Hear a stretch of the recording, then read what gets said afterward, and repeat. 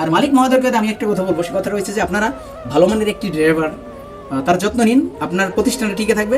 কারণ গাছ বেঁচে থাকলে ফল আশা করা যায়, গাছ যদি না বাঁচে ফল আশা করবেন কিভাবে? একটা সত্যি কথা বলবো, শুনে যান তাহলে। একটা সত্যি কথা বলি, ট্রেইলার শ্রমিক ইউনিয়নের নেতাদের কাছ থেকে আমরা ডিস্ট্রিক্ট যে ড্রাইভারগুলি আছে তারা কোনো দাবি দেওয়া, কোনো ফ্যাসিলিটি আদায় করতে পারে না কেন জানেন? হয়তো আপনারা বলবেন যে এটা আমি হয়তো দালালি করতেছি, না, আমিও তো একটা খেটে খাওয়া ডিস্ট্রিক্ট শ্রমিক। আপনি একবার ভেবে দেখেন, আপনি যারা ডিস্ট্রিক্ট ড্রাইভার আছি, কত 500 1000, কারোর সাথে কারোর সম্পর্ক ভালো আছে, মিল আছে? আপনি একটা বিপাকে পড়লে একটা মানুষকে ডাক দিবেন, আসবে? কখনোই আসবে না। যে কোনো ধরনের ফ্যাসিলিটি অর্জন করতে হলে আমাদের একতাবদ্ধ থাকতে হবে। একতাবদ্ধ থেকে তারপরেই একটা শ্রমিক নেতাদের মাধ্যমে, আমরা যদি মালিক মহোদয়ের কাছ থেকে না পারি, শ্রমিক নেতাদের মাধ্যমে আমরা সেটাকে উশীল করতে পারবো। কিন্তু আমরা দিন শেষে একতাবদ্ধ, একত্রিত নাই। আমাদের মনের মধ্যে অনেক দুর্নীতি। একটা ফার্মের ভিতরে 3-4 জন ড্রাইভার থাকলে কিছু থাকে ফোরম্যানের দালালি, কেউ থাকে মালিকের দালাল। দিন শেষে ড্রাইভার সবসময় যুদ্ধ, কে মালিকের চোখে ভালো সাজবে, এই সুযোগটা কাজে লাগিয়ে ঠিক তারা তখন ওই এক শ্রমিককে ঠকানোর চেষ্টা করে। হাসি আসতেছে আর কি, অনেক কথাই বলা হয়েছে। আমার কথা শুনলে মালিক মহোদয় হয়তো কষ্ট পেতে পারেন, কিন্তু আমার সম্পূর্ণ ভিডিওটা যদি দেখেন তাহলে নিশ্চয়ই কষ্ট পাবেন। আমার কথাগুলো শুনে যান, যেটা বাস্তব, রিয়েলি সত্য কথা। এই ডিপার্টমেন্টটা আজকে কি হতে যাচ্ছে, কেন? আচ্ছা, ওইটা পর্বটা পরে আসি, প্রথম তারপরে আসি। তো এইরকমভাবে প্রত্যেকটা কোম্পানিতে হিরো সাজার জন্য, ভালো সাজার জন্য অন্যান্য ড্রাইভারদের ফ্যাসিলিটিগুলি থেকে বঞ্চিত, নিজেও বঞ্চিত।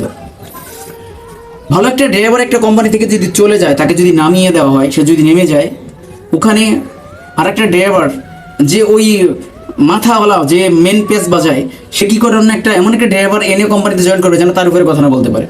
তো তাকে কম টাকা দিচ্ছে, কম খরচ করাচ্ছে, কিন্তু কোম্পানি এটা জানে না যে এই অদক্ষ ড্রাইভার, যার দক্ষতা তেমন নেই, তাকে দিয়ে গাড়িটি চালালে আমার গাড়িটি সমস্যা হবে, গাড়িটির সম্মুখীন হতে পারে, গাড়িটি অ্যাক্সিডেন্ট হতে পারে, গাড়ি পামনা যেতে পারে, ইঞ্জিন যেতে পারে। এই জিনিসটা কিন্তু তার মাথার ভিতরে নেই। ওই যে 500 টাকা অ্যাডভান্স কম, বেতন একটু কম, সবসময় মালিকের সামনে মাথা নিচু করে থাকবে, তাকে দিয়ে গাড়ি চালালে মালিক অনেক লাভবান এটা মনে করে। কিন্তু সামনে দিয়ে শুয়ে চলে না, পিছন দিয়ে ঘুরেও চলে যায়। তার গাড়িটি রাস্তায় যে দুর্ঘটনার প্রবলে পড়লো, সে একটা অঘটন ঘটাইয়ে তারপর বিপাকে পড়লো। এইভাবে কিন্তু মালিকের অনেক টাকা খরচ হয়। এদিকে কিন্তু আমাদের মালিক মহোদয়ের কমপ্লিটলি কোনো একেবারে খেয়াল নেই। তো আসি এবার আমরা আমাদের ন্যায্য দাবি দাবা আমরা কেন পূরণ করতে পারতেছি না শ্রমিক ইউনিয়নের মাধ্যমে, সে বিষয়ে আমরা আসি।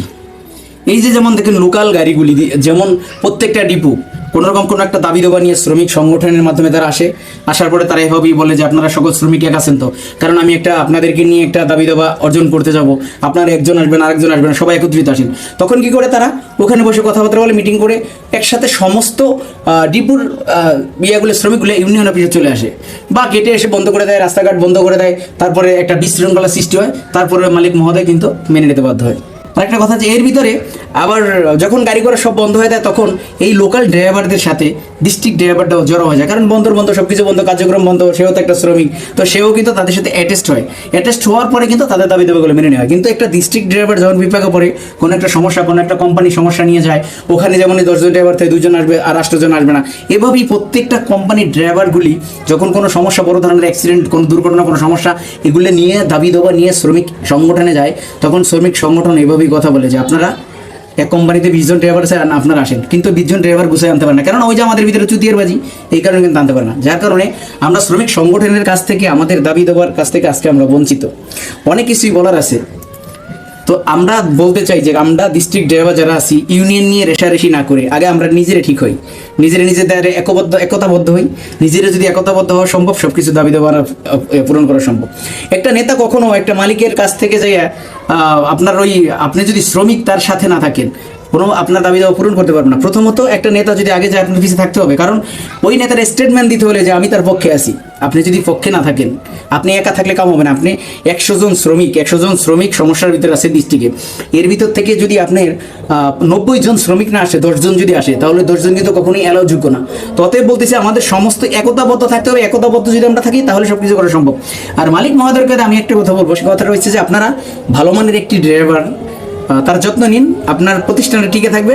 কারণ গাছ বেঁচে থাকলে ফল আশা করা যায়, গাছ যদি না বাঁচে ফল আশা করবেন কিভাবে? বর্তমান কিছু কেসিনিও ড্রাইভার আছে যারা বন্দরের ভিতরে লোড নিয়ে অ্যাডভান্সের টাকা বন্দরে বসে কেসিনো খেলে গেলে কিন্তু ধ্বংস করে ফেলে। এবার তারা ঢাকা কিভাবে যাবে, বিভিন্ন জায়গায় কিভাবে গাড়ি নিয়ে যাবে, তো তারপরে বাড়ি থেকে টাকা কেউ যদি থাকে আনলে কেউ ওই যে খারাপ ব্যবসার সাথে জড়িত হয়ে যায়, অ্যাভেলেবেল হচ্ছে, আর মাথায় টেনশন, এইগুলো নিয়ে কিন্তু রাস্তায় প্রচণ্ড পরিমাণে দুর্ঘটনা ঘটে। আপনাদের সামনে দিয়ে সুই না চললেও পিছন দিয়ে কুড়ে চলে যায়। তো ভালো মানের একটা ড্রাইভার রাখতে হলে সেই ফ্যাসিলিটি, তার ভালো মূল্য, এমন কিছু করুন তার জন্য সে যেন শ্রমিক সংগঠনে আপনার বিরুদ্ধে বিচার নিয়ে না যায় কখনোই। তো সেক্ষেত্রে আপনারা একটু হুঁশিয়ার থাকবেন। আপনারা